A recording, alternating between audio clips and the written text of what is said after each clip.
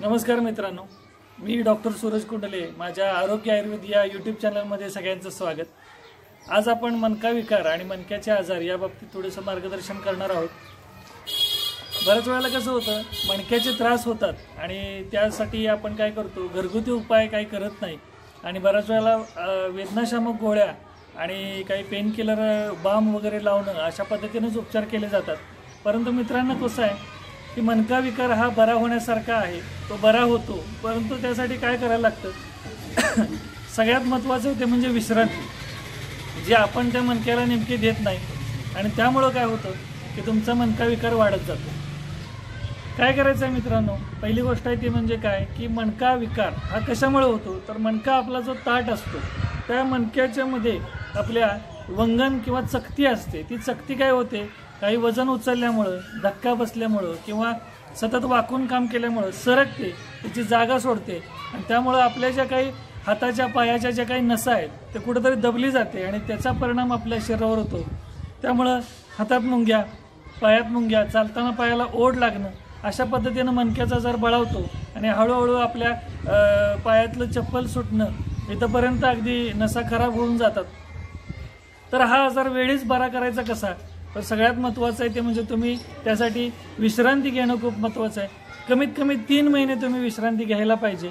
तुमचं काम कितीही महत्त्वाचं असलं तरी सगळ्यात महत्त्वाचं शरीर आहे, त्यामुळे पहिल्यांदा विश्रांती घ्या। सगळ्यात महत्त्वाचं आहे म्हणजे रोजचं समांतर झोपणं, पाठीवरती समांतर असं ताट झोपायचं। कधीही तुम्ही मणका विकार असताना जाड उशी घेणं किंवा डोक्याखाली तक्क्या घेणं, लोड घेणं अशा पद्धतीच्या गोष्टी करू नका। समांतर असं जमिनीवरती झोपा। त्याचबरोबर काय करायचं आहे, जमिनीवरनं उठताना किंवा झोपेतून उठताना एका कुशीवर होऊन उठायचं आहे, त्याचा फायदा जास्त चांगला होतो। चालताना समांतर पावलं टाकणं, आपण एखाद्या खड्ड्यामध्ये पाऊल टाकताना आपला पाय वाकडा पडतो तर त्याची काळजी घ्या। दुसरं आहे, कुठलीही वस्तू उचलताना वाकून उचलताना कमरेत वाकायचं नाही, गुडघ्यात वाकायचं, हा एक तुम्ही छोटासा उपाय करत चला।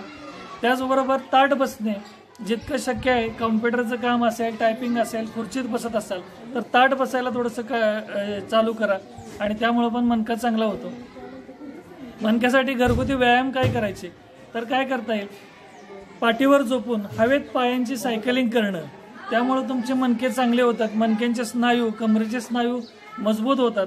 बऱ्याच वेळेला स्नायू कमकुवत झाल्यामुळं मणक्याचा त्रास होतो, तर त्यासाठी हे चांगलं आहे।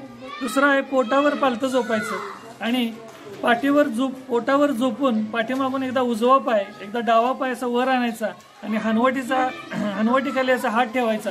त्यामुळे काय होतं, शलभासन नावाचा हा जो काही व्यायाम आहे त्याच्यामुळे मणके जे आहेत ते तुमचे एकमेकाजवळ व्यवस्थित यायलाच लागतात आणि मणक्याचा आजार नक्की कमी व्हायला मदत होते। दुसरं आहे ते म्हणजे नौकासन। पोटावरती ताट असं झोपायचं आणि दोन्ही पाय आणि दोन्ही हात एकदम वरती उचलायचे आणि नौकेसारखा असा आकार करायचा, त्यामुळे पण तुमचा मणका आपला पूर्ववत व्हायला लागतो। त्याच्याबरोबर आहे, रोजच्या रोज तिळाचं तेल मणक्याला लावायचं, एक छोटीशी चिमट कोमट अशा तिळाच्या तेलामध्ये मीठ टाकायचं आणि ते चिमटभर मीठ टाकून ते तेल कोमट करून पाठीला रोज चोळायचं आणि तेल लावून व्यायाम करायचा। असं जर व्यायाम तुम्ही केला तर नक्की तुमचा मणका चांगल्या पद्धतीनं बरा व्हायला लागेल। दुसरं असतं, हाडांचा किंवा स्नायूंचा कमकुवतपणा कमी करण्यासाठी कॅल्शियम वाढवायचं आहे। कॅल्शियम वाढवण्यासाठी तुम्ही माझे कॅल्शियम कसं वाढवायचं तो व्हिडिओ नक्की पहा। तर अशा पद्धतीने आपण काय करू शकतो, शरीर चांगल्या पद्धतीने बनवू शकतो आणि आपला मणका विकार कमी करू शकतो। अगदी अत्यंत सोपा आणि घरगुती उपाय करून तुम्ही तुमचा मणका विकार बरा करू शकता। छोटे बदल नेमका तुम्हाला मोठा आयुष्यातला एक फरक जाणवून देऊ शकतात। त्यामुळे नक्की माझी ही टिप आवडली तर माझ्या यूट्यूब चॅनलला लाईक करा, सबस्क्राईब करा, शेअर करा। धन्यवाद।